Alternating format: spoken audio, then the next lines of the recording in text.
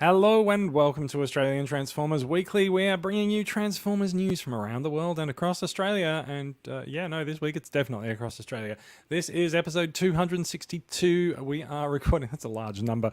We are recording live on Saturday, October the 6th, 2022. In this week's episode, we will be discussing the fact that the one hot rod to rule them all has finally arrived. Velocitron's got a new leader class figure. There we go. Yeah, no, I've been watching Rings of Power. Give me a break. Hasbro's Investor Day brings us a little news, but no surprises. All that and more is coming up or not in this week's episode after this.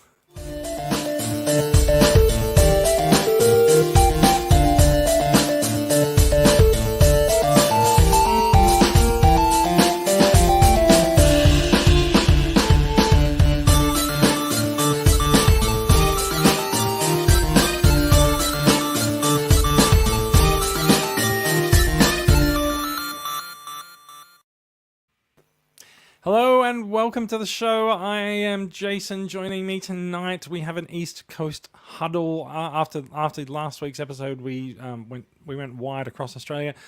This week we're sticking on the eastern seaboard. Daria is joining me from Canberra. How are you doing down there, Daria? Pretty darn good. How you doing, Jason?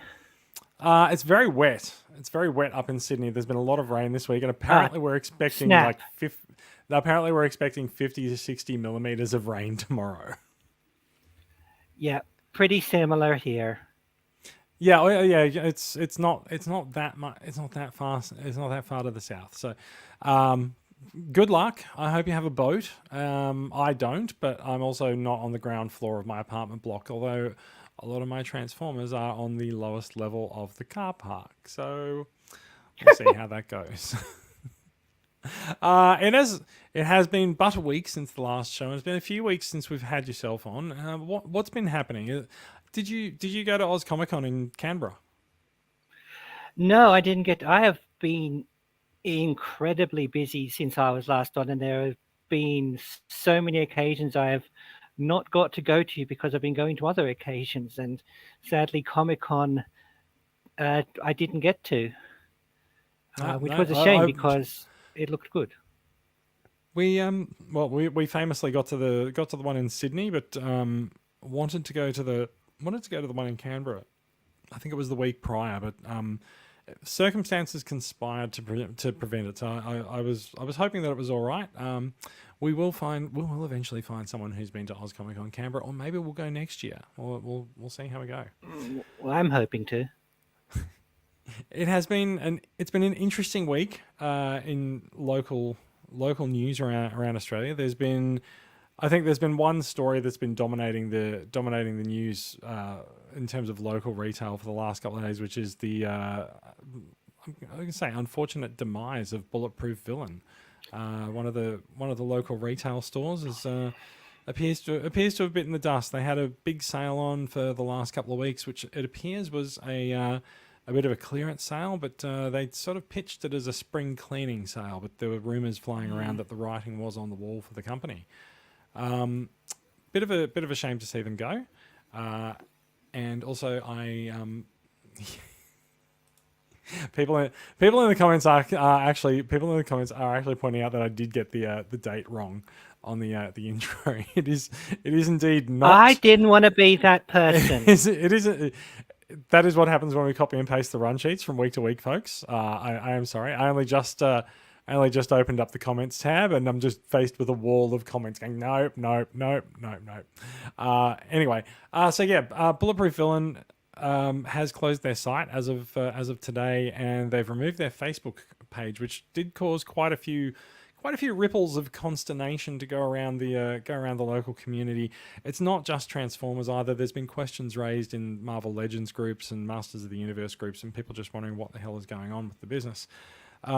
They did post an explanation on their site today saying they are unfortunately closing down, and you should look for an email in the next week if you have outstanding pre-orders that will explain how to get a refund. It is nice that they have finally seen fit to comment on all of the rumours and the like, but they do lose some points from me because they were still taking pre-orders yesterday. There's been pre-orders listed on their site this whole time. it kind of stings because they obviously knew that they were going to be closing down, and uh, I think it's a bit disingenuous to have a spring cleaning sale that's obviously a closing down sale and just not call it that. I mean, they could have they could have contacted all of their customers with outstanding pre-orders early and said, hey, this is what's happening and we're going to have a closing down sale. But instead, they just haven't made any public comments now until they're gone. So, um, bit of a shame. It's always a shame to see retailers sort of go down in flames like that. But at least they do seem to be committed to getting people's money back to them, which is a good thing to hear. Yeah, that kind of snuck up on me, that one. I mean, obviously, I don't know exactly what happened at their end and why they did what they did when they did. But yeah, I remember that announcement came not long after I'd been considering making a bunch of pre-orders with them. And I was like, well, that's lucky I decided to hold fire on that, isn't it? And others are less lucky, and they've promised everyone their money back, but I'm sure there's a lot of people going, well, like if I'd known, I would have just not set this in motion in the first place. It's true. I like I said. I think it's a bit unfortunate they still kept pre-orders live on the site when they probably should have taken them down and been a bit more responsible with people's money. The problem with something like this is that people could go onto their site and pre-order something that's coming a few months away, and Mm. those pre-orders could have closed elsewhere and now they'll get their money back, but they'll have to find a higher price to pre-order. And I mean that, that's yeah, oh, that exactly. I that didn't think of that. that I mean that's always the problem when businesses close up. But at least if you know you're going to close up, maybe don't take people's money for pre-orders. Mm. So some slightly more pleasant news. Let's talk about nice things, shall we? There's a bunch of new toys and a bunch of new pre-orders that have been released locally. We have seen the Velocitron Wave 2 Deluxes starting to spread around at more Kmart stores. And if I reach over here, oh, goodness, who's that? If I reach over here, there's Velocitron Shadow Strip, one of the Wave 2 Deluxes. You can expect to see Shadow Strip, and Crasher is around here somewhere, but I don't know where because my cat kept knocking her off the table last week. So I just left her. I left her wherever she fell. Yeah, no. So the Velocitron Wave 2 Deluxes are starting to turn up in Kmart stores. There's for every crate of 8 of them, there's 3 shadow strips and 3 crashes, and 1 clamp down and 1 burnout. So if you see sort of those remnants of a box hanging around on the shelf, you can tell whether or not your store used to have them. We have also seen that stores are still restocking Velocitron Deluxes. I saw a friend of mine who had who sighted a Cosmos in the flesh or in the plastic, let's say, just today. So there is definitely restocks of those figures happening. And if you are looking for a Cosmos, courage, you might eventually find one. See how you go. Have you picked up any of the Velocitron wave down there? This was when I actually changed my collecting angle partway through, because thought the Velocitronians were just going to be that what we now know is Wave 1. It was going to be a sort of that and done, and I was going to just go, oh, let's get this cool little squad. And now that there's a Wave 2 and they just keep popping up, I sort of going, oh, I'm not quite sure I wanted all these Velocitron guys, so I've gone back to okay, now it's and obviously this is where they're keeping some decidedly random characters, and It is a bit of a mixed bag of characters, isn't it? yeah, well, it's not even the quite what you'd expect the fast car characters, because you've got some of them. I mean, they're putting Hot Rod in there just in case there aren't enough Hot Rods being released in other lines and sublines. They're putting a Hot Spoiler. Rod in there with, well, this is another Legacy Hot Rod. We're not spoiling anything. Yep, that's true. But then Yeah. there's Road Hauler, because cranes are known for their racing capacity, and you go, okay, Cosmos is like the referee or the commentator or something, and you need a couple more cars. Then there's other stuff like, I think this is just kind of becoming their surprise subline. Because a lot of Yeah, these ones we're finding out about almost just as they're appearing on the shelf. yeah. Some of these, I mean, that was the case with the Wave 2 deluxes that ended up in New Zealand. We had heard that we had heard sort of what they were, but we very famously didn't realize that Shadow Strip was Shadow Strip. We thought that it was Shadow Striker. And yeah, so I believe Oh, the yeah. proper Wave 2 announcement actually came today in at Walmart CollectorCon. We'll be talking about that a little bit later on in the show. What else has turned up locally? The movie Masterpiece series has turned up at JB Hi-Fi stores in force as well. JB Hi-Fi is turning into a really great place to get Transformers if you're looking for a good spread of figures. They've got Oh, the yeah. golden disc set. They've got Shattered Glass. They've got movie Masterpiece now. I wonder how long it'll be before they end up with regular Masterpiece figures as well. And we are expecting them to start stocking Wave 3 of Legacy this month as well. We'll see, and they also have a bunch of pre-orders up. In fact, I might just bring that.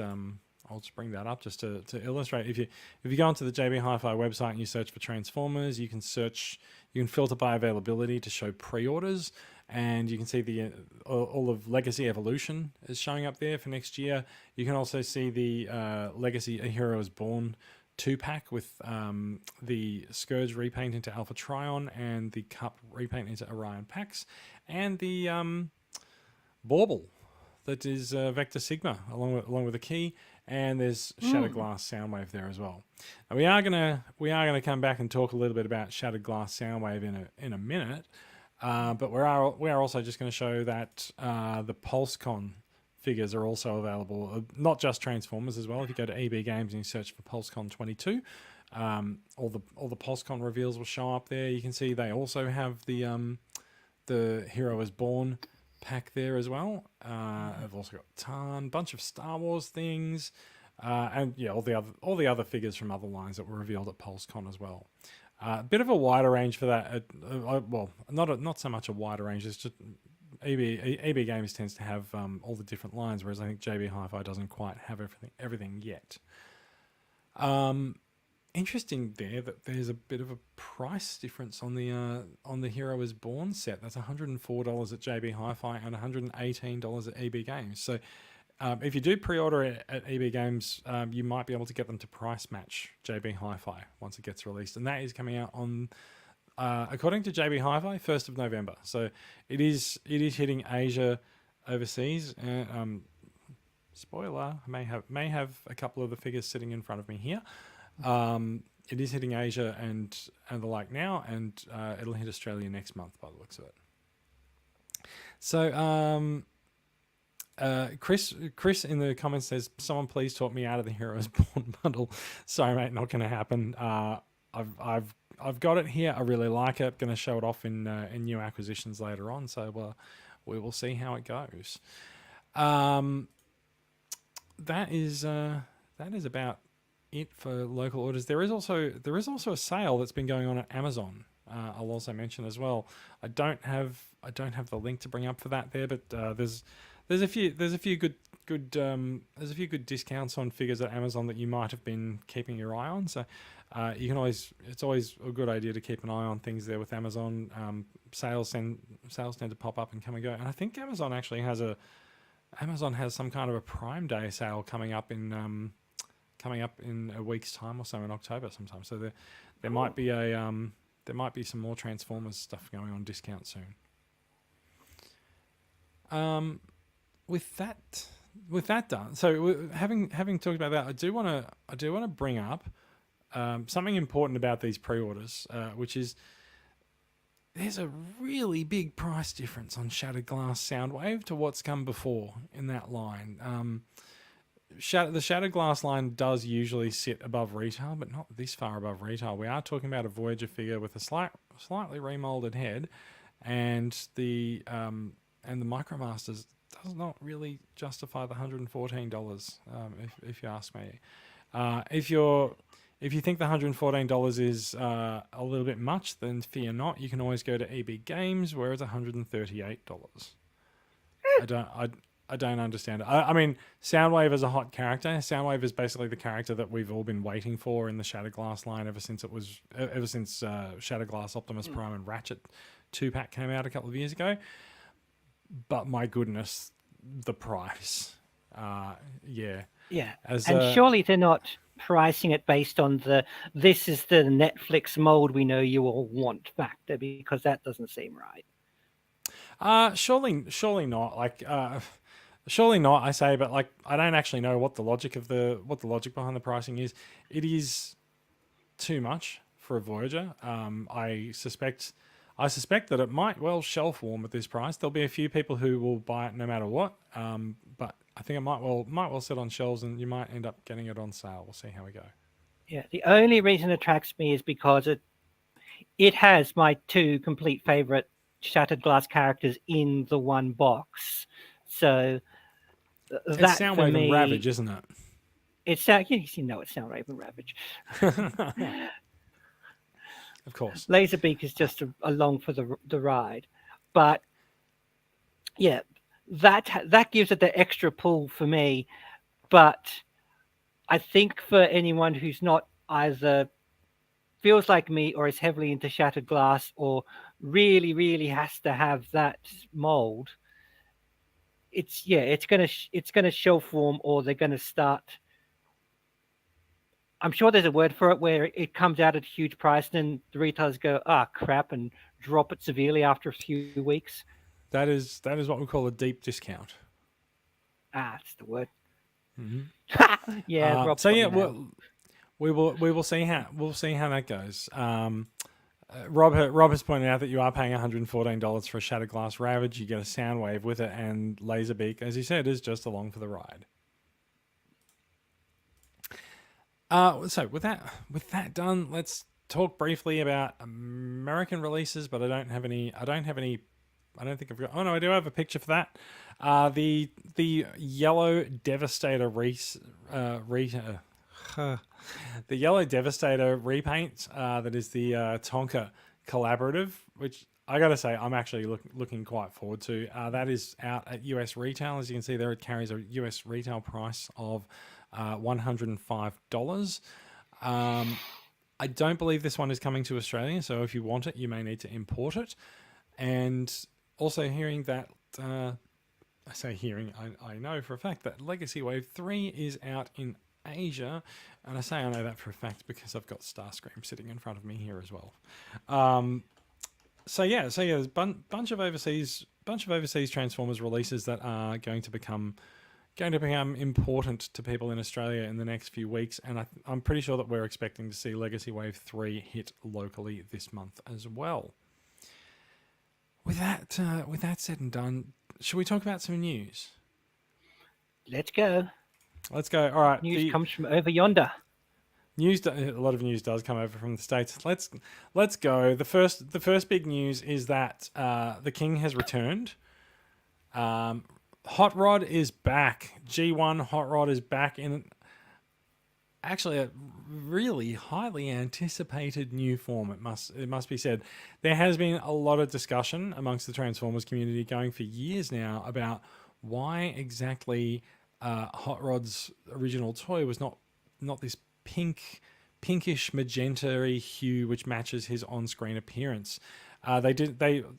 They sort of actually sorry, it's not matching his on-screen appearance. It's the original toy, as it was originally pictured, was meant to have this magenta appearance, and there are also some of the scenes in the movie where the color matches this layout a lot better as well.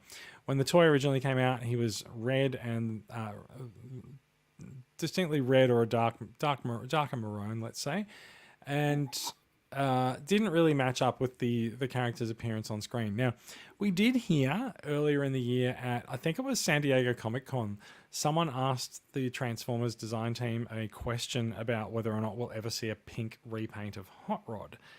They did say at the time that they're aware of the demand, because this is a meme that's bounced around the Transformers community for a while now, and They said they're aware of the demand for a pink hot rod, and they didn't say anything much at the time other than stay tuned.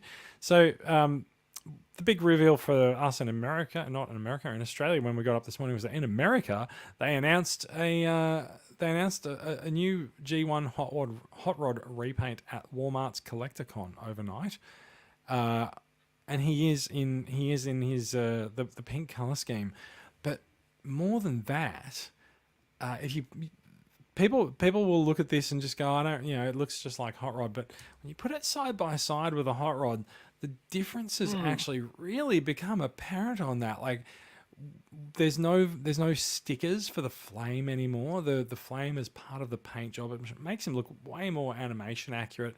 The arrow stickers gone from the legs make the legs look really different as well.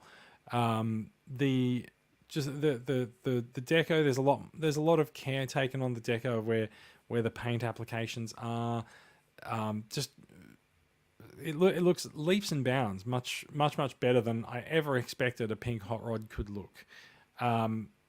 It's instantly jumped onto the top of my to buy list if I get a chance to get one, and I think I will.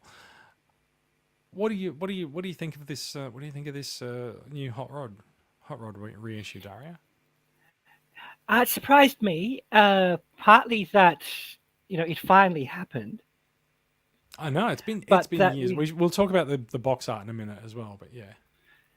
Yeah, but they were also that we're well and truly possibly give or take a mold repair here or there, going right back to the original toy. That there have been so many hot rods / Rodimuses over the years that when it comes to the movie, they're going right back to this is the toy that would have been at the time of the movie. So it's almost taking studio series off in a parallel or even perpendicular direction. I don't know if I'll pick him up. I'll probably think further and think about how much he costs. I'm wondering is this the beginning of a thing, or do they just go, hey, let's just put out a couple of these just for fun because everyone loves the idea of a magenta hot rod? Yeah, he definitely. You are looks, right. yeah. Evan did actually say on his Instagram it's magenta, but we all know it's pink hot rod, right? Oh yeah. No, that's my design brain kicking in.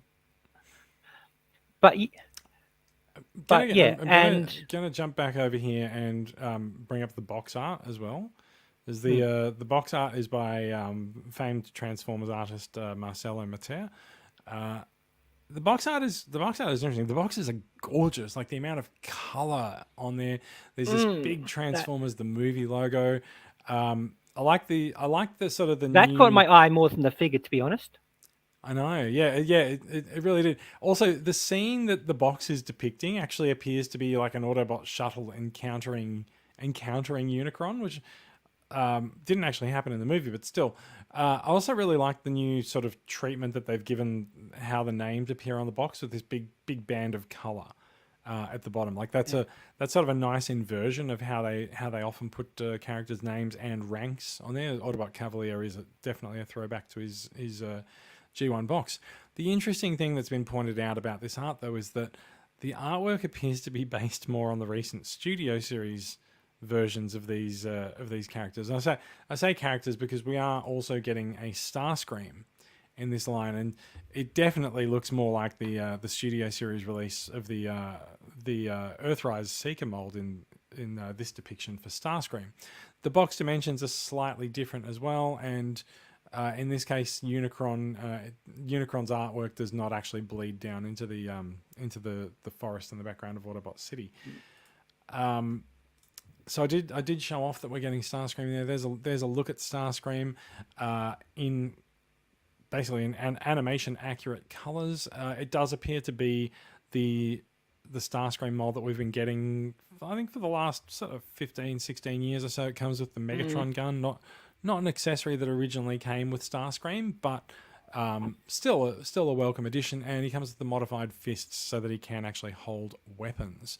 And in this case, Starscream's face appears to be painted nicely with his trademark red eyes there as well. And I personally appreciate the fact that Hasbro is trolling fans everywhere by continuing to make one of his guns point upwards. Yeah, I was noticing that. Yeah, it's a mistake, so to speak, that goes right the way back to the original G1 catalogs. So yeah, I really appreciate that it's quite consistent here. But I really love the colors on this mold. I do have this mold because I do have the Takara Transformers collection, the so-called book style reissues. So I already have this, but to be perfectly honest, I'm probably inclined to buy one anyway. Yeah, we'll see. So we're taking a look at Hot Rod. We're taking a look at Starscream. Like, do you think this might be the beginning of maybe, I guess, the return of the G1 reissues to Walmart, because they have been doing the Beast Wars vintage G1s for a while. I think they did Soundwave, and I think they did Blaster, and there was a cabless Optimus Prime, but that's been it for the vintage reissues for the last couple of years, at least as far as G1 goes. And we've sort of been stuck into the Beast Wars reissues for the last couple of years. Yeah, I think this is them trying something different at least. Sorry, you put it under the movie heading, so you're going to get a lot of the big names from the first 2 or 3 years of the line, and I mean, to start at least, that's where you're going to be looking. People are going to be looking at Hot Rods and Star Screams, and I mean, I would not be surprised if the regenerated G1 Optimus mold gets popped out again in this line if it continues, because it's basically ready to go, and we know they're not shy about recoloring that. I actually I know when they did the cab. I think you mean the cabless Optimus Prime. Is that the one? No, just that the G1 Optimus Prime mold sort of got renewed, sort of a bit tweaked over the years. So it's basically Sorry, the same. I thought you meant the most recent reissue was the one that just was the cab only with. Sorry, not cabs, trailerless. The cab only reissue. Yeah, so I'm assuming it's basically from the same kit, but I'm thinking about how they did things like they did a bit of an overhaul to tweak his head a bit and give him hands that can actually hold his gun and a few bits and They bobs did like too. that. Yes, yeah. Yeah, So I wouldn't be surprised to see that mold make a return. But also the last time they cranked that mold out, it did not sell well. true. We saw them sit on shelves for a really long time. It was also priced really high, especially here. I think it was like $80 or something like that. It did not sell well, but it did sell. It sold slowly, and I saw a lot of people who would just complain about the price, but then people would buy it anyway. So maybe there does remain a bit of an appeal in the old G1 Optimus Prime mold already. I want to put a couple of the comments that we've got up here, and this is one of the questions about sort of old molds versus new molds. Chris says, as rad as rad as it is to see these old remakes, it's hard to go back to legit G1 molds when it's spoiled with what we've had for the last few years. It is a golden age of Transformers, and we do get a lot of options these days with superior articulation and the like. But there's definitely something about those old G1 molds. And maybe it is really just nostalgia, but they're still fun talking points to have on a shelf, I think. Rob asks, what shops will these appear in? I can tell you that the information that I've got from Hasbro says that these are coming to Australia. They are coming to Australia a little bit late, so we will be waiting until May 2023 for these. There's a January 2023 US release for them, and it'll probably end up being about the time that they come out in Asia as well. We will be waiting a little bit until May, but they will be available, and they will go up for pre-order at some point as well. So you can probably guess from the fact that there will be pre-orders. You can probably guess which retailers might or might not have them. Last I checked, I don't think Kmart does pre-orders, and Kmart's been the place that these have gone previously. But maybe Kmart's not that interested in them anymore. We'll see how we go. To the question of roster, it is interesting. Like these molds have been reissued before, so I feel like there still remains a few limitations and conditions on what G1 toys they can reissue. So they can't just magically reissue everything.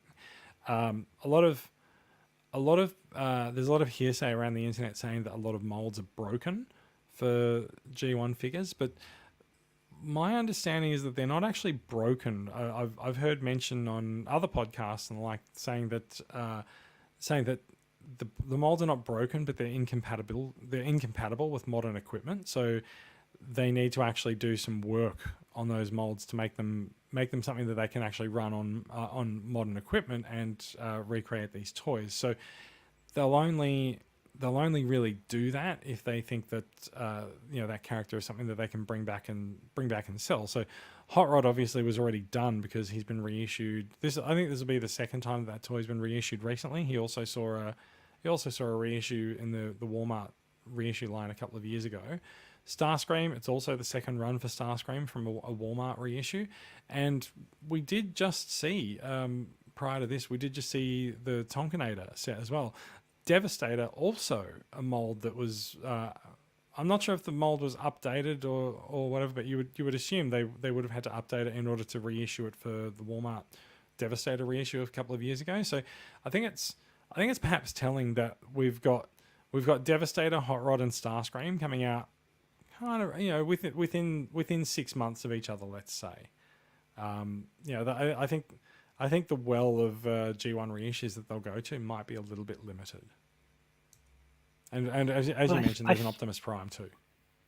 Yeah, I don't know for sure, but just watching the reissues and what condition the figures from the mold seem to have been in over the years, it looks like every so often they decide, okay, this mold is worth restoring or remaking or whatever it is they actually do for their particular equipment.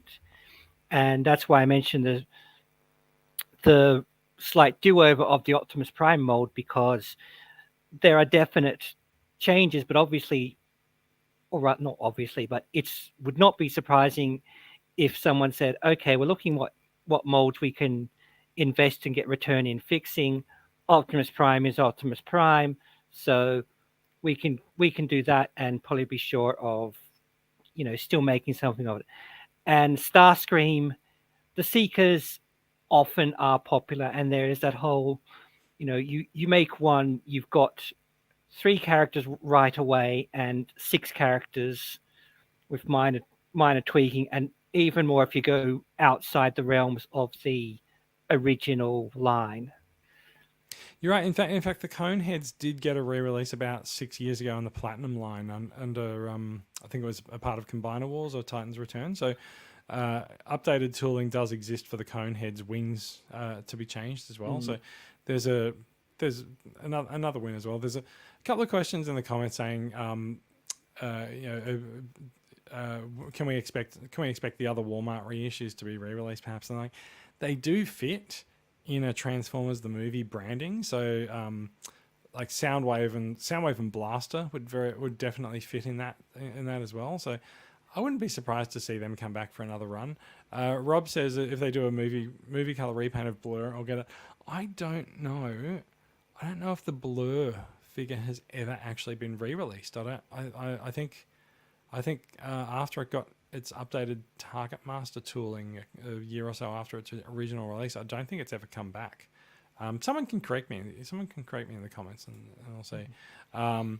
And Chris says maybe this is the gateway for a G1 Unicron online. Mate, if I think if they did a G1 Unicron, it would be an absolute. It would be an epic, thing. That was meant to be a massive, enormous toy. I don't see them coming out with a G1 style Unicron. Having said that, I'm sure you're aware from the last episode of the episode before we did that Super 7 is in fact bringing a G1 toy prototype Unicron figure to market as well. So if you do fancy that G1 prototype, you do have options to get that. And Nameless Facebook user does confirm, as you said, the Optimus Prime mold has been reinvented and tweaked since the 80s. I'm sure it has happened several times as well. So there we go. So those are the big reveals for Walmart Collecticon. The G1 Hot Rod in pink and the G1 Starscream coming back at you. Walmart also officially revealed the contents of the remains of the Velocitron line for Wave. I was going to say season 2 for Wave 2. There's the G2 Universe Shadow Strip, which we know about. There is there's the G2 Crasher, who is apparently not a part of that. Not a part of this news story, although she is there. I am going to sneeze, so give me a second. Well, I got to say, yeah, I guess GoBot's Universe Crasher was just a bit too on the nose for them. Yeah, I was look. They own the rights to GoBots, so they could use it, but they didn't. I actually think TFW's just forgotten to put Crasher in the story there. We do know Crasher's there in that release. As you can see, there is another hot rod that was discussed today and revealed there, and that is the toy color repaint of the Studio Series hot rod. So, Studio Series hot rod was closer to pink, but was still really red. So this goes closer to his toy colors with a darker red, a maroon sort of tinge, while the G1 reissue has gone much more towards his animation colors. It's certainly one of those things that you don't really realize the difference so much until you see them next to each other, and very much, yeah. Yeah, the other hot rod looks suddenly incredibly dark, and the movie pink one just looks ever so bright. And I mean, obviously, there's a side essay there on subjective color perception, but yeah, it is a lot of those you don't notice until you really sit down and compare. And I mean, Starscream's probably a similar one, except he doesn't have a whole "why isn't he pink" meme, or maybe he should. I don't know. I think with Starscream, the thing with Starscream, at least with the toy original, I think was the color of his canopy was also I think quite different on the original release of the figure. I can't quite remember though. Yeah, I'm pretty sure Takara did a "Hey, look, animation colors Starscream" at some point as well. Yeah, so that would be the TFC the book style reissue, which this still seems to be sort of based on that mold. But yeah, and that was that for that one they made the canopy yellow, as we can see here as well. It is interesting seeing the Studio Series hot rod in the darker maroon colors. It actually makes it feel more like the Masterpiece to me. But the other thing that I wanted to look at is who's doing who's drawing the flames at Hasbro these days, because they've got wildly different flames on the G1 hot rod versus the Studio Series hot rod. And Studio Series hot rod I thought was meant to be more screen accurate, but I don't remember the flames looking like that on hot rod in the movie. No, are they the same flames as on the actual Studio Series? They didn't copper They might be change. It's somewhere behind me or in a box somewhere, so I can't really tell. I can bring it up in another window. Let's have a look. Yeah, nothing can possibly go wrong with like live googling things while we're streaming, right? It does appear that, in fact, no, the flames on the original Studio Series hot rod are very different. Let me bring this up here. And I'm in the wrong room to look at Commander Rodimus, which probably have variation again, to be honest. So yeah, so that's much more accurate to the G1. So yeah, so the G1 toy color. I wonder what the flames look like on the G1 hot rod toy. Let's yeah, you know what they so let's figure out how to do this. So I'll open the image in the new tab. Right. So what we're looking at here. So we've got the pic here from Maz. So what we've got is the toy accurate Velocitron repaint of the Studio Series 86 figure actually has toy accurate flames, whereas the Yeah. G1 cartoon accurate version of the toy has cartoon accurate flames. If you can make sense of that while saying it 10 times fast, more power to you. I'm still not sure that I actually said that correctly, but I think I got it right. So Well, one I do is know going more that towards toy. I do know that the design process for a lot of the movie characters basically split in two at some point, and it got revised and smoothed out. At one point, there was like, this is what the characters are going to look like, but they sort of got revised differently from there in different directions. One for the toy and one for the actual animation. And Yeah. if you the most notable difference, if you're not looking too hard, is that the pre redesigned RC has her shoulders on backwards compared to what we used to. Right. So which RC do you mean? Well, the actual character of RC in this case, if you see her character model when they put it in Transformers Universe, or say this is the RC character model, which has been done a lot for pretty much every character ever, her big shoulder things that become her fenders as a vehicle, on the front of her shoulders, they cover up her actual joints. I have seen that before. Yeah, I have seen that pointed out. Yes, that's right. Yeah, not something And you can probably do with a toy accurate re-release of the figure. Yeah, but on the actual animation, they're on her back. And yeah, there are differences. Like on those models, Rodimus Prime looks kind of saggy. The Decepticons kind of look a little bit more hunched over, and I suppose eviler. And I mean, I believe that's how we ended up with grey or purple Galvatron as well. Yes, I also one of my one of my personal favorites, the Ray Galvatron as well. Nameless Facebook says it's time to Google some Floridary designs, I think. So yes, I agree. I agree too. And Chris says perhaps the 86 movie G1 line will put up an RC. I would be really surprised as there is no G1 RC.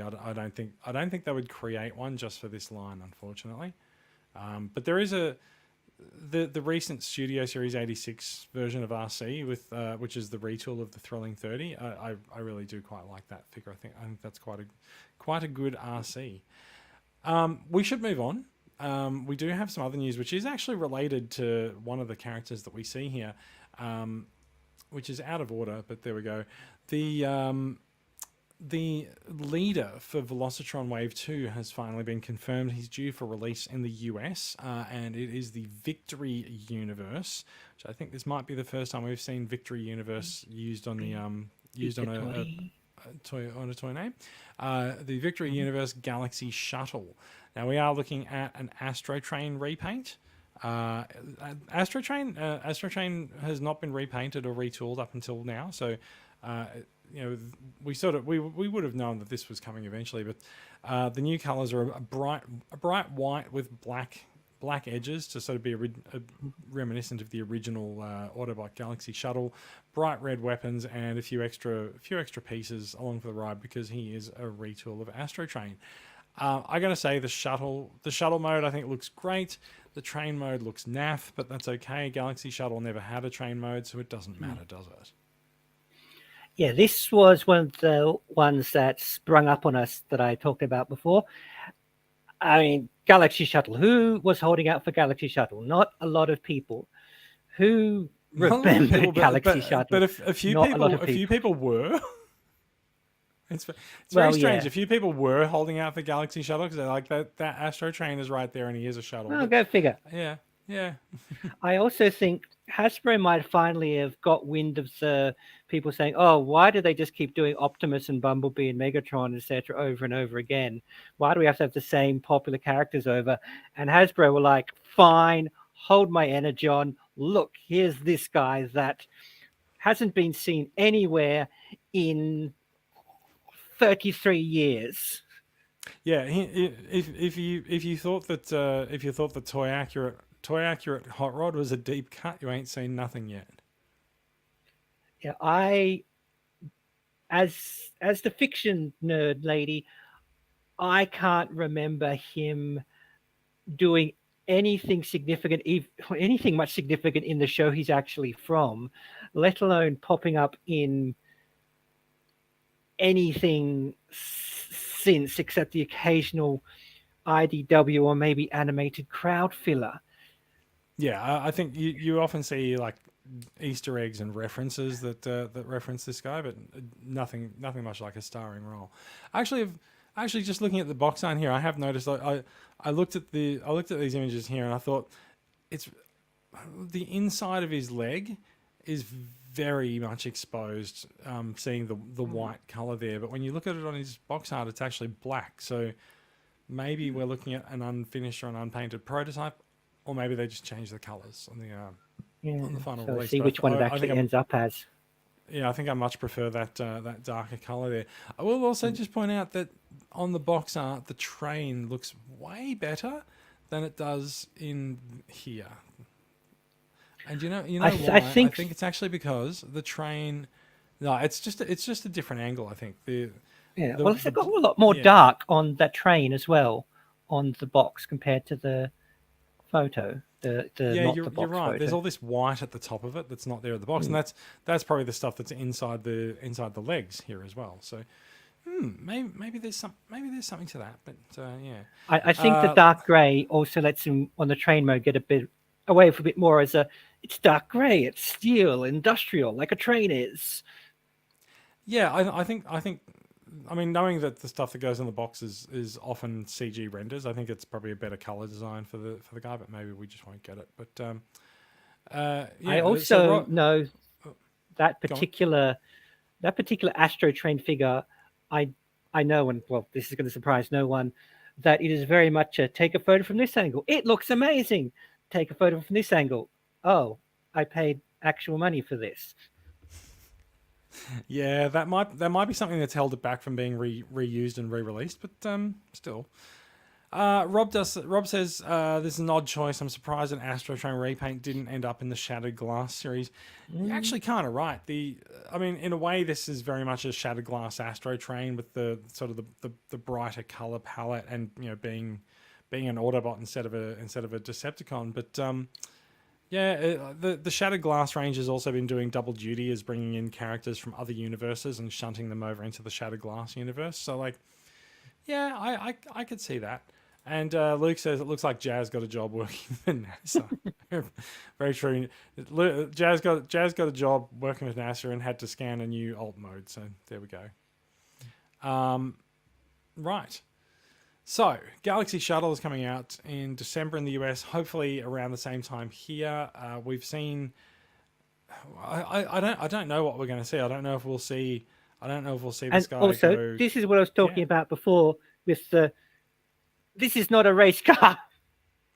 No, this is not a race car at all. I can only assume that Galaxy Shuttle is there to, I don't know, bring tourists to the Speedia 500 or something like that. Because But he yeah, seems he would very much be a game breaker in the actual Velocitron 500. he might be, but also you have to remember that from the starting line, he'll have to go and find a space shuttle launch pad that he Oh, can and he'll actually have to go get a to in couple of order those to big old launch. So, canisters, and yeah. yeah, he might not have that advantage for that reason if he has to stay in disguise.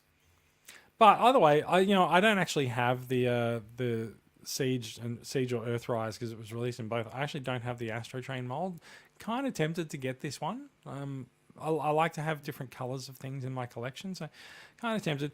We do know that the Velocitron leaders, the Scourge leader, got an absolutely fantastic price at Kmart. I think it was $79, and we are still waiting for EB Games to honour their $60 price point for that, which we still don't know where that popped up. So whether this guy will end up at $60 at EB Games, great price for a leader, but probably more likely to be around 90. I think it would be nice if Kmart holds the price down for them. Yeah, we'll see. I would expect to see this come to Australia, given that we've got Shadow Strip and Crasher already as well. Yeah, seems So like a fair guess. I think so. So a little bit of also overseas international news. Earthspark's deluxe figures are now up for order on Hasbro Pulse. That doesn't really help us very much. With Australian orders, but we do know that they are coming out in February in Australia, and we know that because I actually got to use and play with some of these at Oz Comic Con. I got to say, Twitch is the highlight for me. I like Twitch. New character, new alt mode. She transforms into a drone. It's an alt mode we haven't seen for a Transformer before.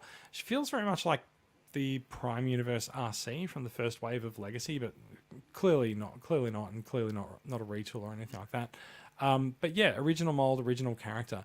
I also these product shots, more than anything else that I've ever seen, look like Transformers down on the farm.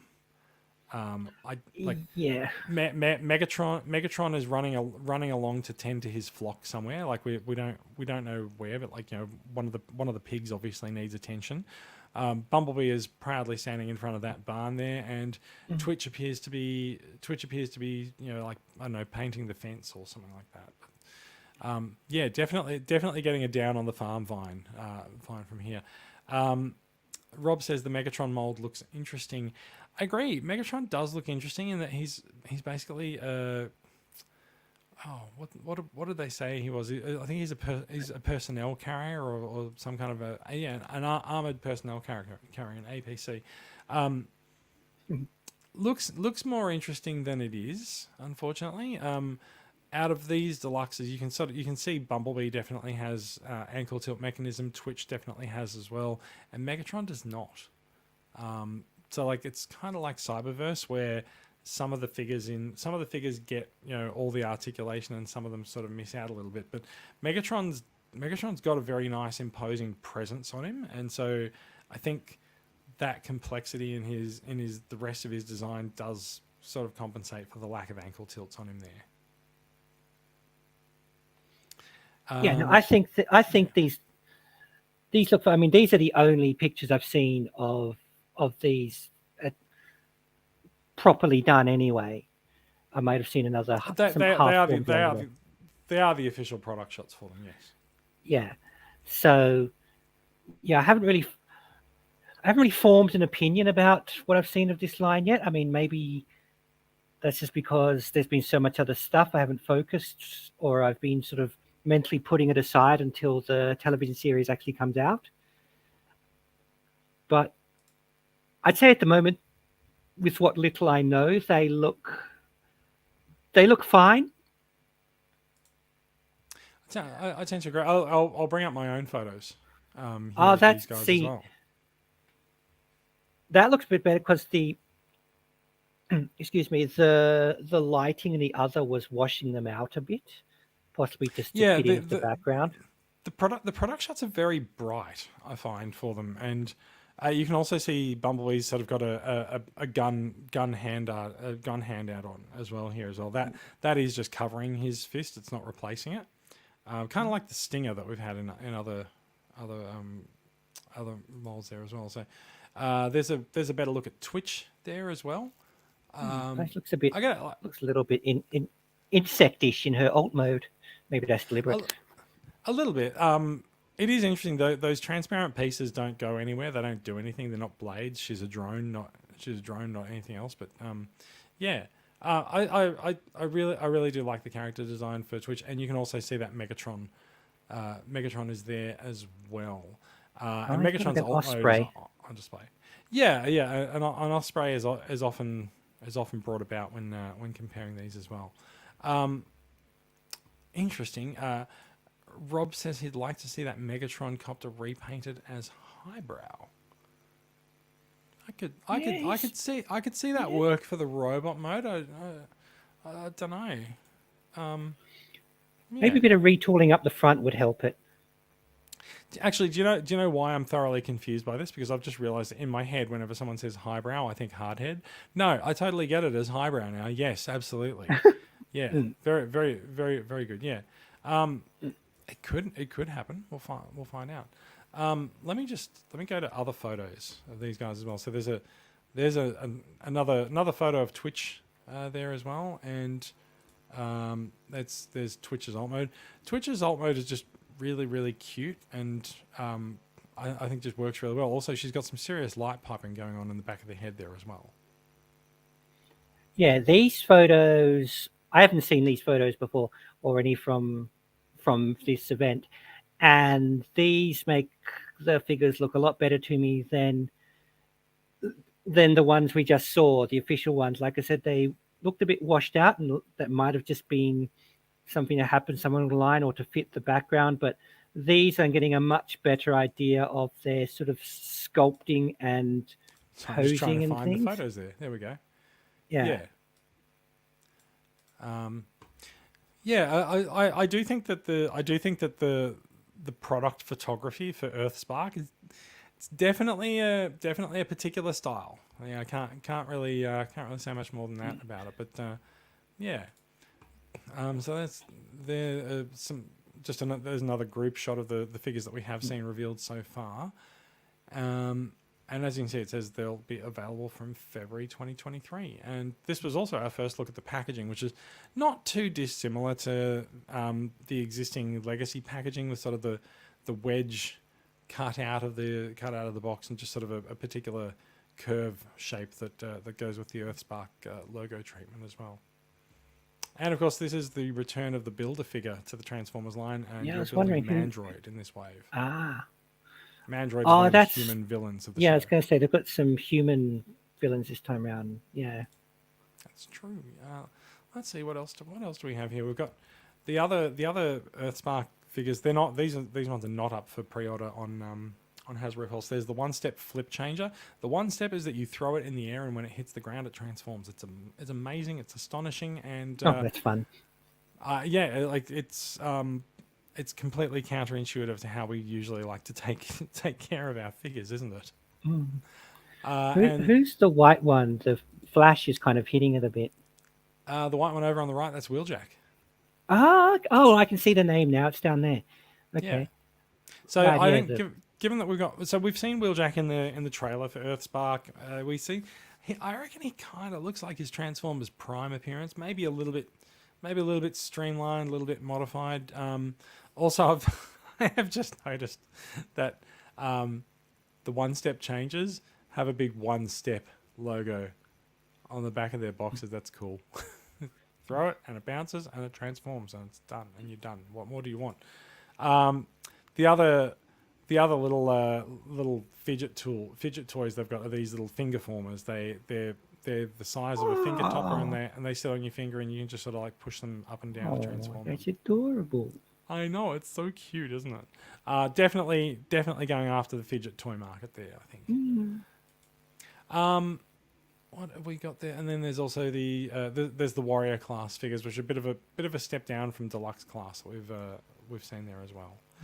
However, we do have I think that's a Skywarp in the middle there as well. Now that means Skywarp has a slightly different color scheme to what we're used to seeing here as well. But it also I think means Skywarp might be in the show and just not.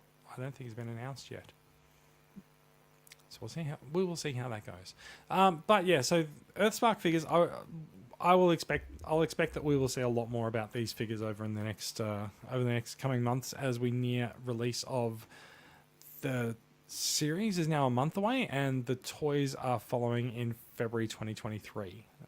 So yeah, we'll see how that goes. What did we also have there? There's a little bit of an update today about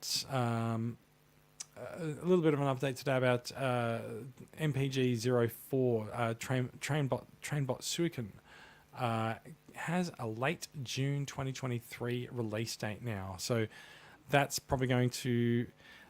We know that Hasbro, sorry, not Hasbro, we know that Takara has been putting the release dates of these guys about 3 months apart. There is a slightly longer gap, I think probably to do with the end of the year. There's a couple of major Masterpiece releases coming up in the next 2 or 3 months. So we can expect the MPG line to take a little bit of a break during this period. And I think the third bot is due in February. So it's a little bit of an extended break for the line, and then it'll be back in February, and then I think June for MPG 04.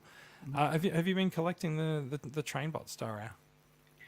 No, no, just not my scene, or at least not my scene at masterpiece prices. Yeah, fair enough. I don't think they're bad figures, just not ones I particularly want. Actually really like the look of them. I haven't opened Getsui yet. I was talking with a friend tonight. I just haven't had time to. I really liked Shuki, and I think Getsui might be a little bit disappointing for people who are really into Shuki's design, because I think Shuki's a sexy bullet train, and Getsui's not that exciting. Just sort of an older carriage style, but the overall quality of the figure, I think, also looks really good. So I'm really looking forward to unpacking him and transforming him, and then putting him up on the shelf next to his brother. What have we got left to talk about? I have not that one. In fact, I didn't open up the story for this, but I do want to quickly cover off. Hasbro's Investor Day happened today as well, and there's a couple of brief points for things that are coming out of it. I'll take the screen share away from us so it's not distracting us while we're doing this. The big news from Hasbro's Investor Day today is that Earthspark Season 2 has been greenlit before Season 1's even hit the airwaves. That's such a thing these days. Well, so it kind of is, but also season 1 is huge. It's 26 episodes in the first season of Earthspark. So by greenlighting a Season 2, that gives them, the old magic number for syndication of 52. If that's even still a thing anymore with TV shows, I don't know if it is. But I also a lot of shows go 26, 13, 13. So yeah, it's probably two production deals of 26 as well. But yeah, it gives them that magic number that might be important to them in some markets for syndication and getting the show running week on week. The other news today is that and that's actually Rob asks a very interesting question. Are they 26 Rob? Regular episodes or 26 10-minute episodes? Haven't seen any indication that Earthspark will be following the Cyberverse 10-minute episode model. I think we're back to a proper animated series with a proper runtime, but it is a very good question and something that I don't think we'll be able to answer until November when the first episode rolls around. I'm also not sure whether they're releasing the entire thing at once or week on week, and I think it might end up being a week on week drop, which might also explain why the toys come out in February.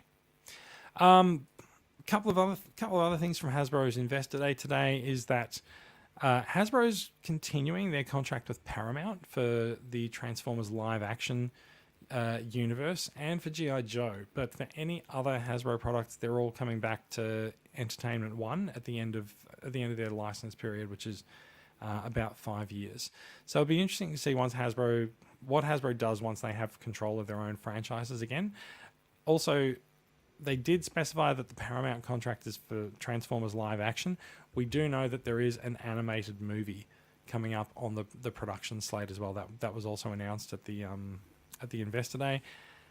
One of the things that I can't quite get my head around as to whether or not this is actually announced or if it's been known for a while or if it's just something that someone on Twitter pulled out of their ass is that apparently Rise of the Beasts is the first in a new trilogy. Is that something that you've heard before? I've heard it a lot before, but I've not like seen it in an official interview or presentation or anything, so I don't know where it comes from. I do know it's been bouncing around as a thing, basically, since not long after was announced at all. So whether it was announced at the time, but sort of got swallowed in the idea of there being Rise of the Beasts at all, or if it got announced and they changed their mind back and forth, I don't know. But it is not the first time I've heard this. So also take announcements about any Transformers cinematic movie except the one they're actually doing right at the moment with a grain of salt, because basically that's what it's been like ever since 2007, that there's going to be a trilogy based on this, or that this one's going to come out for this summer, or Bumblebee is brackets is not a reboot. There's going to be a sequel to Bumblebee direct.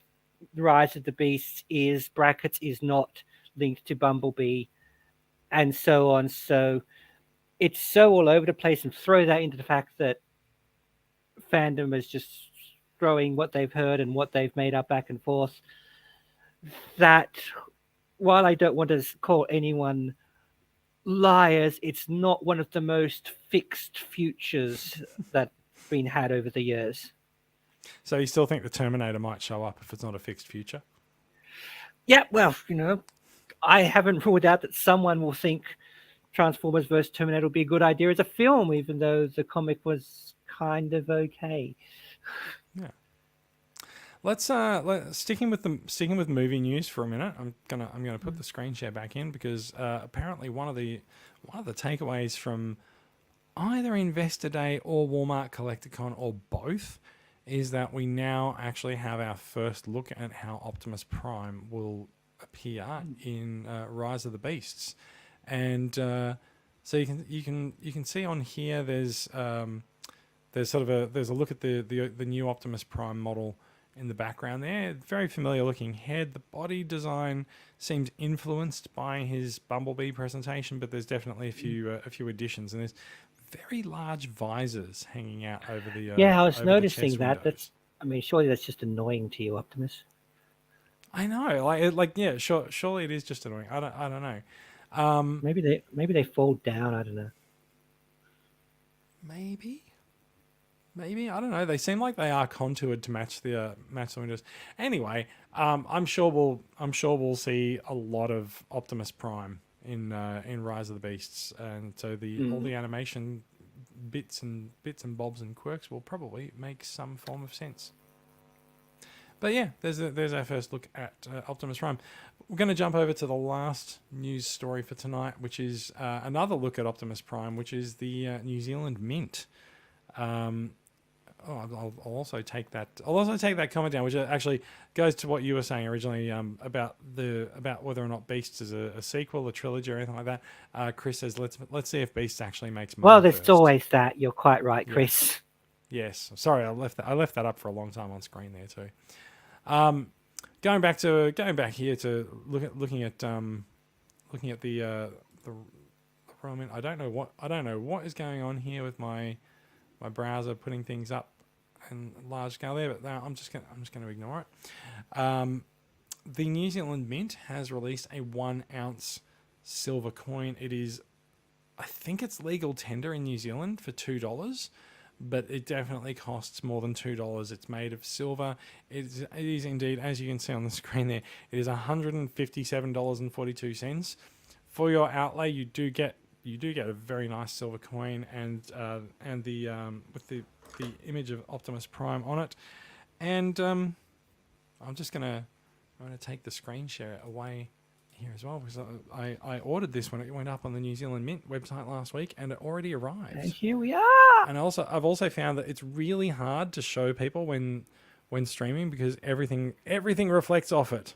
But that might be a bit of a look at it there. So yeah, it's a nice sort of hand for scale there. Look at the size of the coin. Very pretty. It's packaged in a lovely little case with some G1 artwork on it, magnetic seal on there. And I got to say, I found this really annoying. I think I showed these on the last week's episode. The giant medallions that I got from Zavi. Now, these guys, when they shipped, they actually shipped with the medallions facing up the right way in the box. Not only did they ship facing up the right way, I'm just going to get this. I'm going to get this out. I'm going to try to show this on camera. You can sort of see that there's a little divot at the top, so that you can use this to get the coin out. Do you think the New Zealand Mint one that costs 4 times the price? Do you think the New Zealand Mint coin holder has a little divot so that you can actually get the coin out? I'm just gonna answer. No, it does not.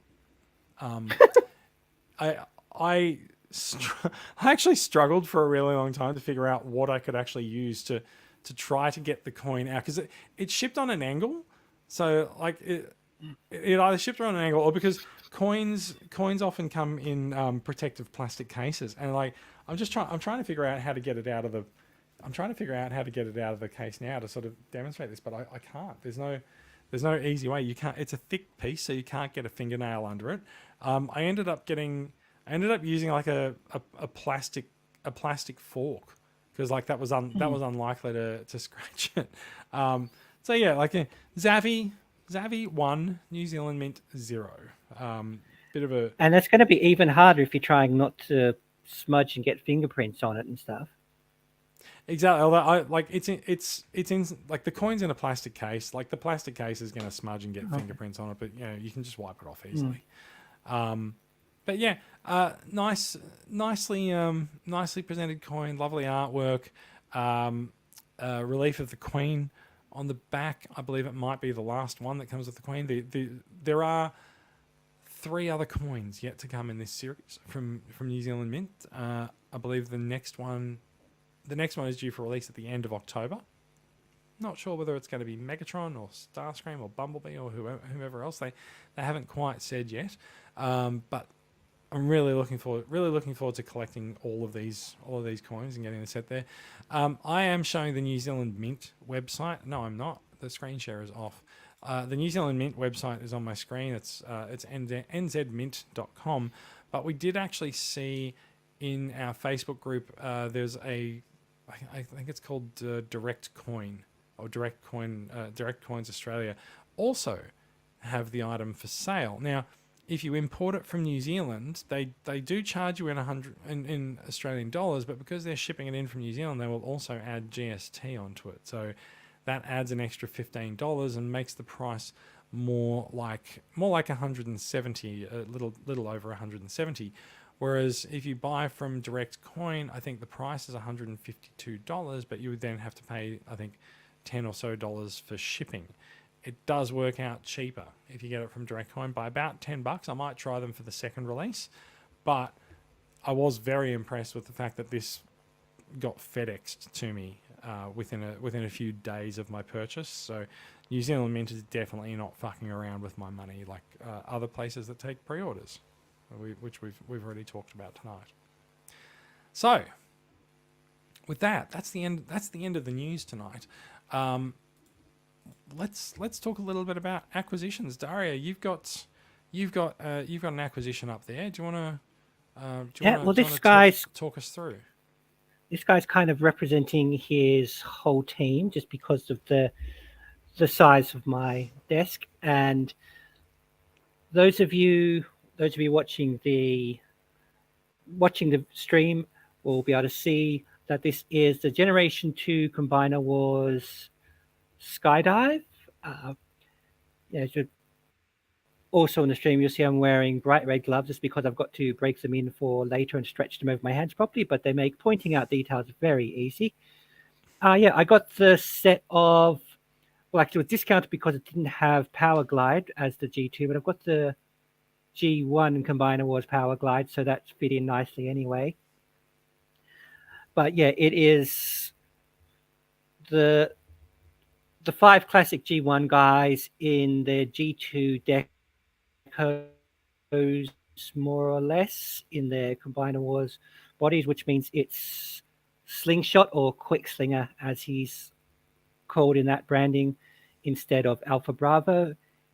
Apparently, by now, they finally learned how to make gold plastic that doesn't suffer from gold plastic syndrome, so he won't be turning into dust by the end of the week. These are pretty satisfyingly chunky bots and planes. They've still got nicely intact facial sculptures too. They're a bit bare of details if you're used to them having the stickers and things, but they do have tampos, seeing things like their wing pattern and the G2 Autobot crest on there. We'll say the limb guys have a bizarre leg arrangement, which is like pulled out, double extended, double folded to get back into place. I do They I also do seem remember that on the Wave One Combiner Wars aerial bots, trying to work out exactly what to do with the legs. But it was also, I think at the time, it was also considered quite clever.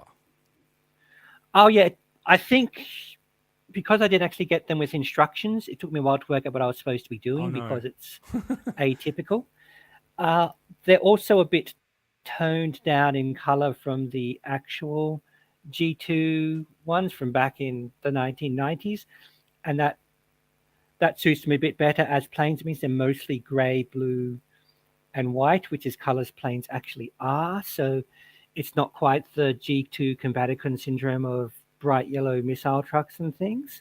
The only ones that really stand out and that are Silverbolt's highlights being a bright pale red against blue. So he got the G2ist legacy treatment. But I'm pretty satisfied with the them. G2ist of the G2s. Yeah, I'm pretty satisfied with them. They're characters I like most importantly, and even though there's not great variation between the toys, they're like I said, they're satisfyingly tactile and chunky. I haven't put them into Superion mode yet. I've just been admiring them as bots and planes for a while. And yeah, I'm pretty happy with that, with the squad that JJ Ulm calls Silverbolt leading three assholes and a nerd. And the nerd here is always been my favorite one, so he gets to represent his whole team tonight. But yeah, I was actually surprised to find them as intact as I did. I think whoever was at first I thought they might be knockoffs. They don't seem to be. I think someone just had a I'm done with this moment and just I got a good deal out of that rather than them doing a proper curated collector sell. But everyone wins. So yeah, I'm satisfied with my Flyboys. Yeah, that's the G2 versions of the Combiner Wars mods. I think by the time they came out, I was a bit over all the Combiner Wars combiners, so I never looked at them. Never looked at them particularly closely. But since we're starting to see some G2 Stunticons come out in Legacy, there's been a bit of a renewed interest in the G2 Stunticons, and of course, once you where go G2 Stunticons, G2 Aerial Bots follow soon after as well. So, yeah, I think they've been maybe not front of mind, but they've been around in people's minds a little bit in the last few weeks. Yeah, I actually kind of liked the idea from Combiner Wars that some of the teams changed up their membership too. I just like the idea. Kind of says stuff's still going on, that we're not constantly leaning on a reset button. There's actually a war going on, and sometimes the combiner teams get affected by it. Yeah. Do you have any other acquisitions you'd like to talk about?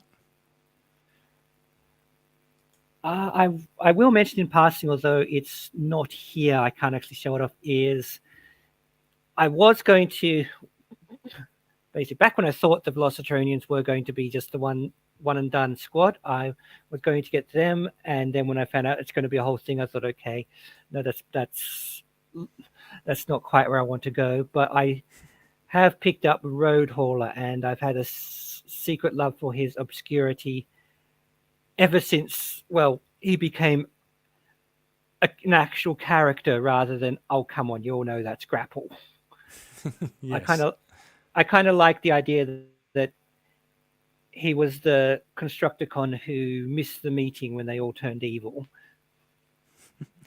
I think wasn't the story for Road Hauler that he was an evil Constructicon who turned good or something, or I don't know, I can't remember. It varies. In one version, it sticks close to the TV's and it says, "Oh, he just wasn't with the squad the day Megatron tinkered with their brains. He just wasn't there." And so when he saw what had happened, he was like, "Oh, this freaks me out so much. I have to go join the Autobots instead."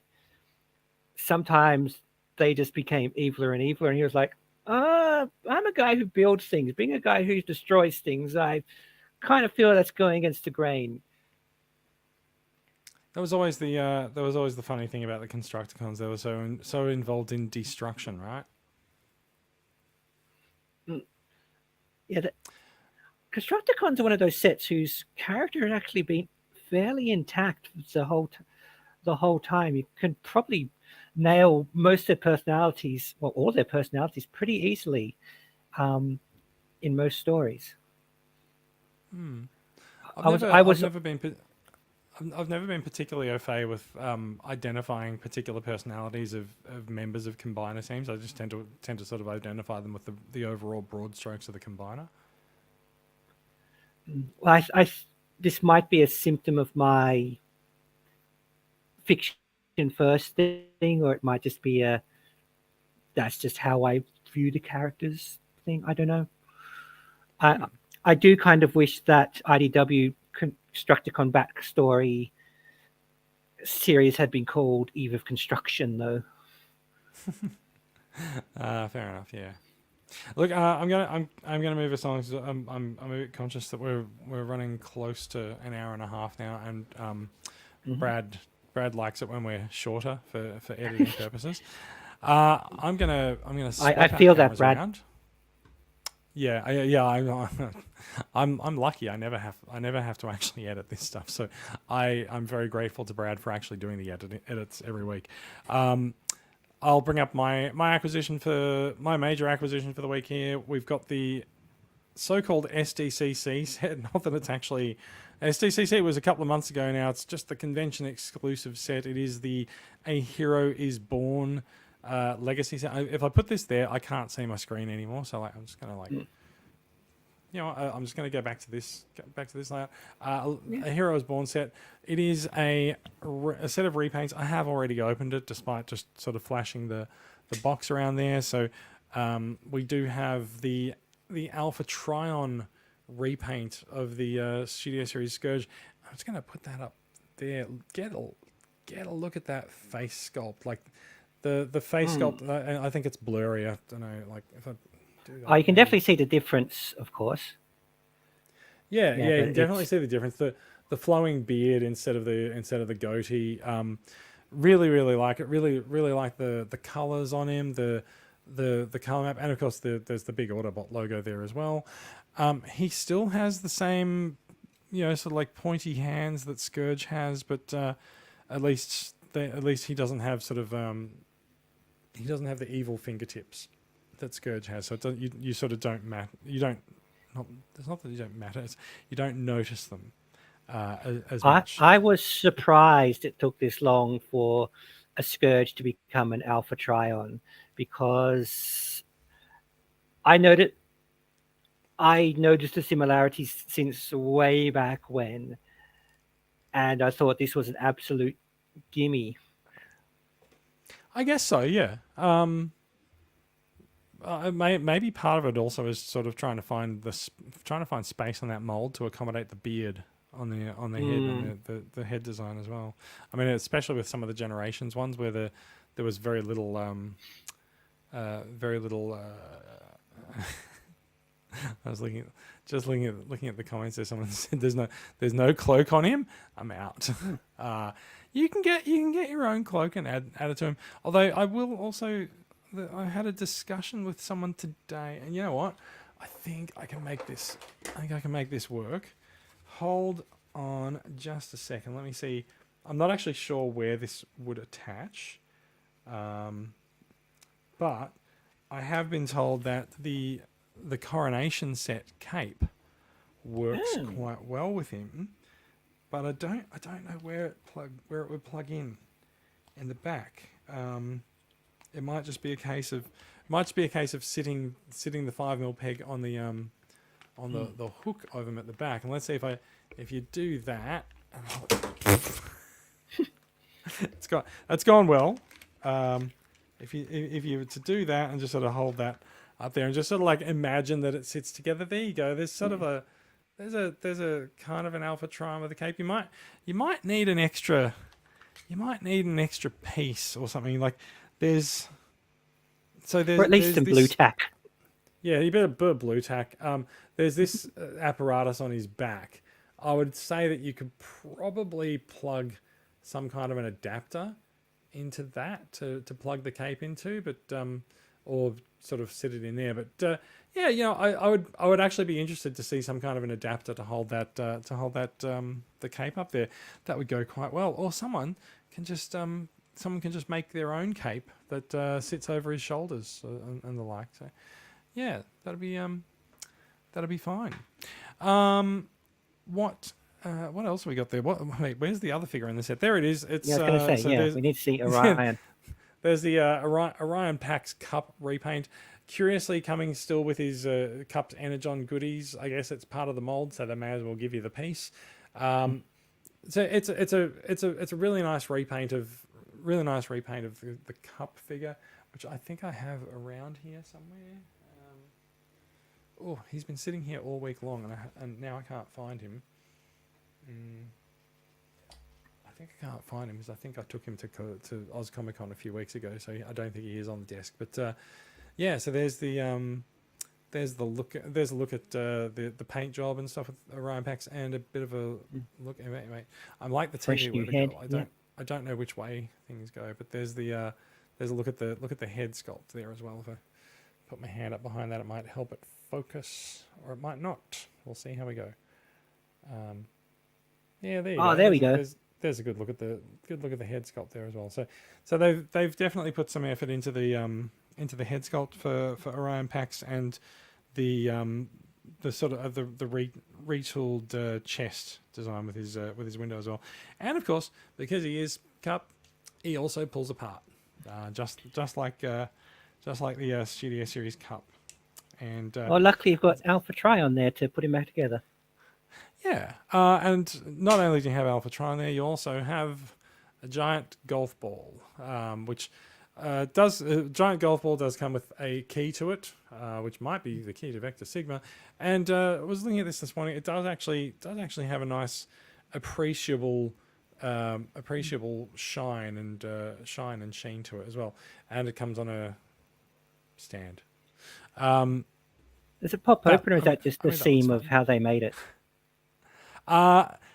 It does not ship in a way that pops open. I imagine it can. Yeah, I just couldn't tell if that was an opening or just a seam in the plastic. It probably is a seam that's related to how they construct it. I can't really see it there, but if I hold that up there, this like all modern accessories, the accessories all come wrapped up in a big piece of paper stuck into the box, and the Vector Sigma bauble it's got a big wrap of paper around it. It's like they just someone could have just wrapped up a scrunched up bit of paper and put it in there. You wouldn't necessarily know. It's like, oh, they've wrapped the ball in paper and put it in there for me. So yeah, thanks for that.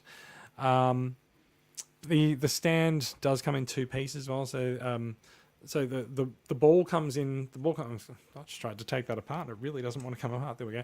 The ball comes in its own wrap, and the pieces of the stand come in a separate wrap inside the figure. And now that we have spoken a little bit about this, we have appropriately enabled Chris Hunt. He says, "Okay, I'm glad I got the order in.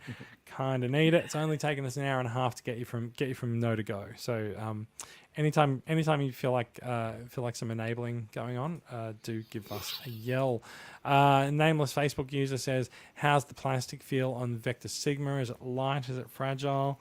It is just like a plastic globe. Like, it's not solid, so yes it's light. I would not say it's especially fragile. That's essentially I'm going to say it's a 5mm port to stick on the bottom of it, and I'm going to test it in the stupidest way possible by applying the cape to it. There we go. So the Vector Sigma is indeed compatible with 5mm ports for whatever you want to do with it, which does of course mean that you can arm it if you so desire, and it could cruise around. Could cruise around and just shoot people. I'm actually vaguely aware that I don't know where Alpha Trion's gun has gone, but I'll turn the lights on after we're done recording the podcast, and I'll be able to find that gun, I'm sure. While I'm on acquisitions, sorry, someone asked a tie-in question for that one. We think you get an Ariel, and once upon a time, yes, yeah, which it may have been Aaron asking that. Once upon a time, I would have said no, I don't think it's that likely, but we just spent 15 minutes talking about the new Galaxy Shuttle figure, and I have a Lifeline figure on my shelf, so very possibly. Yeah, I would say that the answers to these questions are not as straightforward as they once might have been.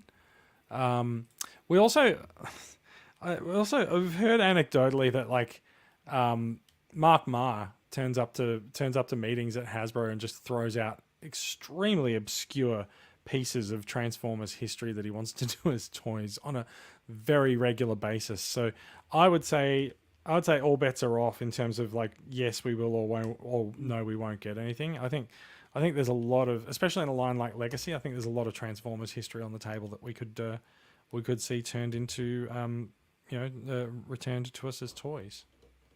Yeah, and I have one other piece of Hasbro. Sorry, go on. Go on. No, it's all right. Hasbro have said, okay, we're going to do obscure characters. Just watch us now. So, yeah. Well, I mean, that's so doing a line like Legacy, as it sort of used to be, so, how they used to do Thrilling 30 and things like that. Like having a line like Legacy really does open up the creative opportunities to really do characters from across different continuities, which does link nicely to the other character that I've got in my hand here, which is Armada Starscream. So this is the Wave 3 Legacy Voyager Armada Starscream. I don't have any particular connection to Unicron Trilogy figures. I'm not a particular fan of Unicron Trilogy, but I do really like this Starscream figure. He does come with a little Star Saber sword. Comes with a single wing blade for some reason, and he's got his sort of flip back cannons that sit on his back, and can also sort of take that classic look with sort of the jets sitting by his side of his shoulders there from the Generations figures as well. So there's a lot of options built into the way that things move and shake with this mold. Really, I quite like it, and also because we do often call it out. That head sculpt is also really nice there as well. Oh, that's a good catch of it. Yeah. Turn him that way. So yeah, really quite fond of that head sculpt. So yeah, I've got a few new figures that are hanging around this week that I'll be sticking up and taking some photos with later on. I think that's it. That's it for the show. That's it for acquisitions. I think that's it for news. We're pretty much done. Do we have anything that we need to get to before we finish? I think we're done. We've covered the figures. Basically, we sizzle Earthspark in both physical and media forms until it comes out, but it hasn't yet. So there's only so much to say about that, really. Yeah, fair enough. So, all right. Before we go, a couple of last minute bits of news about club and production notes. So TCCA club news. Memberships are open for 2022 and 2023. People who are watching us live in the Facebook group tonight, I can tell you we did break 200 members in our. I would say first month. I'm going to say first month and 1 week because we did extend our promotion and we did break 200 members today. It's our fastest membership uptake in the history of the club. It's been fantastic to see. It's really, really lovely to see all of the support. And because we've hit 200 members, we are running a giveaway with some prizes that have been kindly donated to us. The base level prize was three prizes. It was an Origin Bumblebee, a Kingdom Red Alert, which was not released in Australia, and a Velocitron Cosmos, which may as well not have been released in Australia. We will put those three up for grabs. Anyone who has, if you're watching us live in the Facebook group, anyone who signs up for membership by 11:59 and 59 seconds tonight, that's about an hour and 20 minutes left to go. That anyone who signs up for membership will go into the draw, and if you are drawn out, you will get a pick of those prizes. Because we hit 100 members, we added Combiner Wars Devastator into the prize pool, and because we hit 200 members today, we've also added the Earthrise Seeker Elite Ramjet and Dirge 2-pack. Now, that's extremely rare. So like we really are celebrating the fact that we hit 200 members inside one month, maybe a month and a bit. One of our lucky members is going to take that away. All five of those prizes are going to go to different members. You won't be able to win multiple prizes in here. I'm sorry, but we'll see how we go. We'll see how we go with other prizes over the course of the year. Also, we do want to note for podcast production, we will be moving release of the podcast from Monday nights to Tuesday nights. You might be listening to this on Tuesday. We do apologize if you start the week with the show, but it is just required behind the scenes so we can get our ducks in a row, make sure that the edit happens in a timely fashion. Just so, as we mentioned, we're very grateful to Brad for editing all of these podcasts. This is episode 262. Brad's been editing these podcasts for us for a long time, and just needs a little bit of extra time to get the podcast in order for release. So you will find that new episodes will pop up in your podcatching feed on Tuesday nights from now on. And that is it. Thank you for listening, everyone. Thank you for watching along with the live record. We are aware that a bunch of people have been. There's some lovely comments in the chat room. Yes. You will find out more about these stories with links to them and more in the show notes. You can get in touch with both Daria and myself. We obviously like to hang out in the Transformers Collectors Club Australia group on Facebook. You can also find the podcast's official website at transformersweekly.podbean.com. And you will, of course, find us in your podcatcher of choice, ready to hit that subscribe button. We are a production of Transformers Collectors Club Australia, a registered club in Victoria run by Victorians. No, it's not run by Victorians. It's run by volunteers who donate their time, effort, energy, money, and Friday nights to make things better for everyone who collects Transformers in Australia. Our goal is to build the Australian Transformers collecting community. And we are the largest Transformers fan group in the country, and we do it by engaging fans, going to conventions, making content like this podcast, and we also run the largest dedicated Australian Transformers discussion and sales communities. You can find out more about the club, what we do, and the membership benefits for it by going to transformerscca.com. That is it from us. Daria, do you want to tell people where to find you on the socials? Yes, you can find me, as Jason said, I'm often in the Facebook group anyway. You can also find me at Vindaloo_Vixen on Twitter. And there it is on screen. As of recently, you can look at my performance art page of Velvet Garnet on Facebook. That one I don't have ready to go. You're going to have to give me that one later. Yeah, well, just type Velvet Garnet into Facebook and you're good. Excellent. And you can find myself hanging out most of the time on Twitter, tweeting about Transformers and doing all sorts of things there. And of course, you can find me in Transformers Collectors Club Australia on Twitter, on Facebook. And yes, sorry, I was reading my Twitter URL on screen is twitter.com/JM77. That is it from us. We will be back with more Transformers news soon, hopefully next week. We'll see how we go. I think we've managed to get a podcast out 3 weeks in a row. I think the Facebook group doesn't really know what's hit them. I don't know if podcast subscribers are catching up with all of our content or not, but it feels good to actually be up and current with Transformers news. So thank you very much thanks for joining me down from down from Canberra down there, and thanks everyone for listening and watching. Night, yo. See you later.